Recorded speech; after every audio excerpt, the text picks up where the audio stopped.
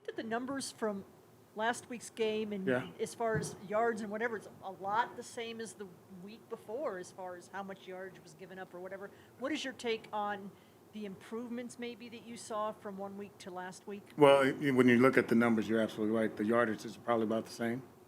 I would say this week we played, I think I said against Oklahoma State, I said we played, 50 minutes of football?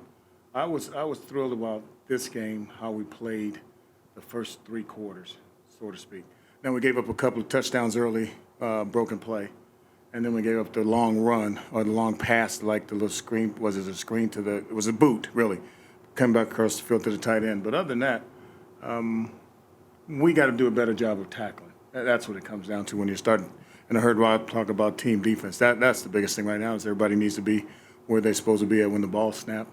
And then grab cloth and wrap. But I was pleased, if I could say that after a loss. You know, you go back and look at the tape and you say to yourself, it wasn't as bad as you think. However, it still needs to be some improvement.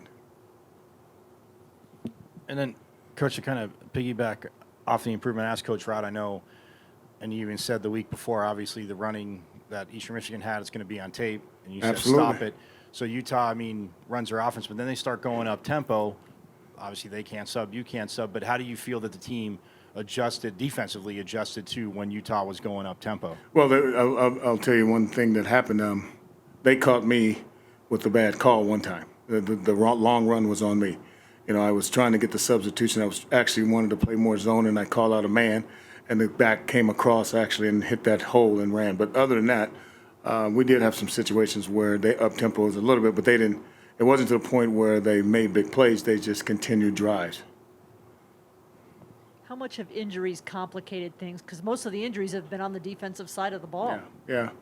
I think Rob talked about it too. You know, the old cliche, next man up. But you know, we have enough guys right now that are interchangeable. Just like he said, you know, we have some threes that can play a shade and the shades that can play some threes. So that makes it easier in there. But again, it goes back to, you know, as I keep talking about the 600 pounds on 300 pounds, somebody's going to get moved.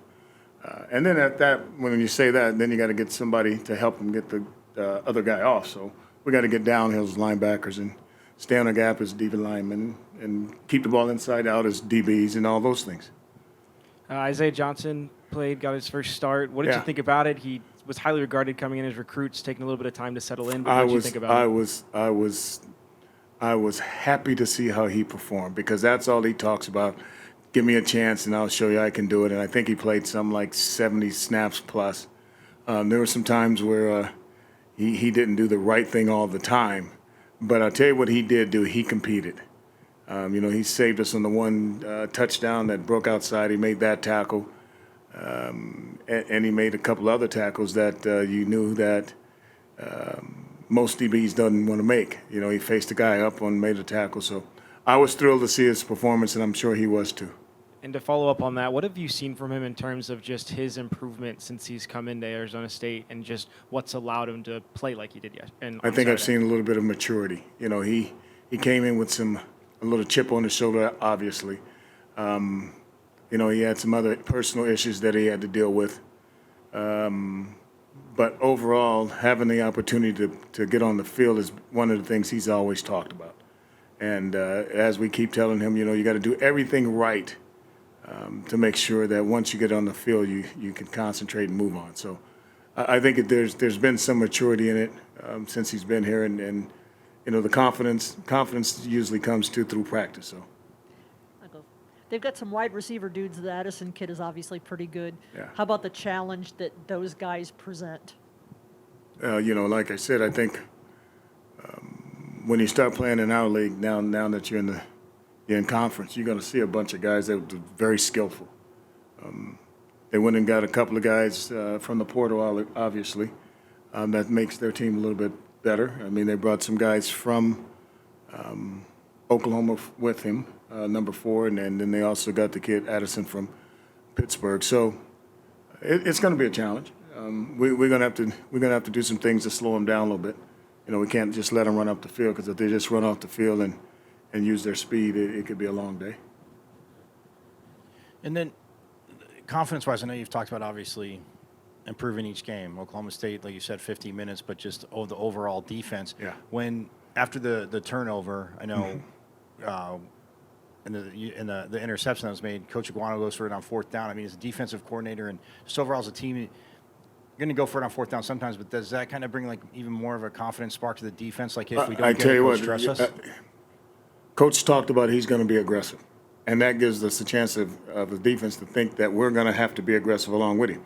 Now, we the third down situation, I think we improved. We was something like 5 and 15, but the fourth down, that's where the challenge comes in.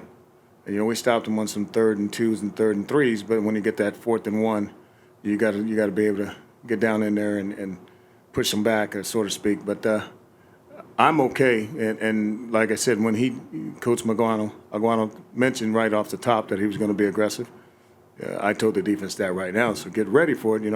There's going to be some situations. It's going to be 4th and 1, and they might not get it, and we got to go put out the fire, so to speak. Did you watch any of the USC Oregon State game on tape? Oh, we've seen the tape. Yeah, I've seen it. Is there anything from that game, given how close Oregon State kind of kept USC during that game, that you think you can take away and maybe try to implement? Well, I think what they did is they played their defense to the quality of their players. On the back end, they were pretty physical. They matched up pretty good with the receivers. I don't know what was on the other side. I don't know how they scored or how they performed offensively, but defensively they flew around. They hit the quarterback a little bit more, and those are the things that you like to see on the other side watching them, just to say, hey, these guys flew around. We can fly around just like them. And on that regard, what do you think are the most important things in order for you guys to be successful this week and defensively? Good question. I'm always going to talk about playing team defense, and meaning, everybody needs to know where to fit the run. Like I was talking about, when they have 700 pounds on 300 pounds, somebody's going to get moved. But when you say that, you still got to have a linebacker to come down and take the double team off. Also, once the linebacker comes down and take the double team off, you got to have a safety or DB there keeping everything inside and in front. And then you got to have a safety running in the alley. So it's going to be team defense. Yes, ma'am.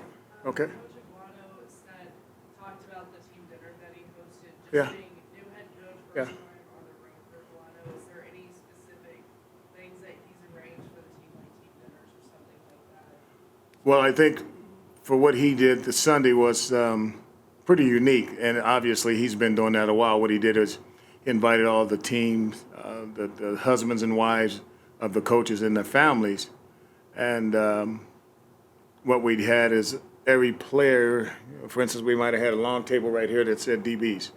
So that table sat there with the coaches and their families, and we tried not to talk about football, which was good.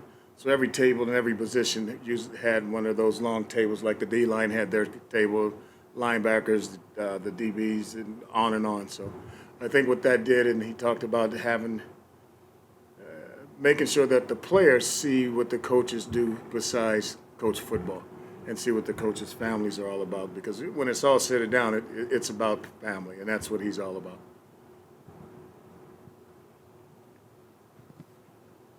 Go ahead. You mentioned Utah's up-tempo offense against you guys last week, and USC will be much more dynamic with, you mentioned Jordan Addison and his red zone threat and his deep field threat. How will their two-headed monster in the backfield, led by Travis Dye, be a threat against the run defense? You just said it. I don't have to comment on that one. You just answered it.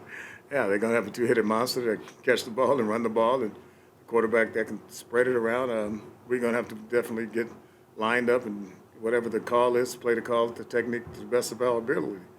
But you're absolutely right. They got.